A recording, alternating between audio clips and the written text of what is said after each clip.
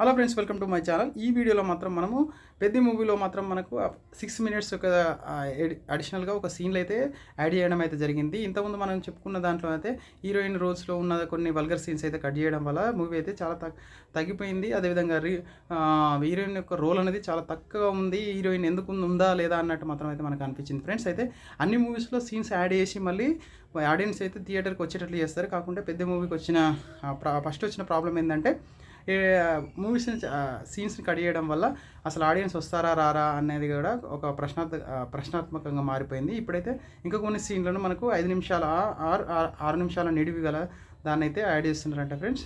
అయితే మళ్ళీ ఒకసారి చూడాల్సింది అందరూ. ఇప్పుడు కూడా మళ్ళీ థియేటర్కి వస్తారని నేనైతే ఆశిస్తున్నాను. అయితే ఇక్కడ వచ్చిన మెయిన్ ఇంకోటి ఇంపార్టెంట్ ఏంటంటే మల్టీప్లెక్స్లో తప్ప మిగతా సినిమా థియేటర్లో మాత్రం సినిమా యొక్క మన టికెట్ల విషయం అయితే టికెట్ల రేట్లు అయితే తగ్గాయి. అది కూడా ఒక మంచి పరిణామం అని చెప్పుకోవచ్చు. కొన్ని సీట్స్ యాడ్ చేశారు. అదేవిధంగా ఈ యొక్క టికెట్ల యొక్క ఇదైతే తగ్గిపోయింది కాబట్టి రేట్లనే తగ్గిపోయింది కాబట్టి ఖచ్చితంగా మరోసారి వాచ్ చేయండి. ఎందుకంటే రామ్ చరణ్ నటన అనేది చాలా మనల్ని అట్రాక్ట్ చేస్తుంది. చాలా జీవించాడని చెప్పుకోవచ్చు. రంగస్థలం కంటే మించి యాక్టింగ్ అయితే చేశారు. మరి ఏముంటుందో నేను కూడా చూడాలనుకుంటున్నాను ఫ్రెండ్స్. మీరు ఏ విధంగా అనుకుంటున్నారో ఒక కామెంట్ రూపంలో తెలియండి.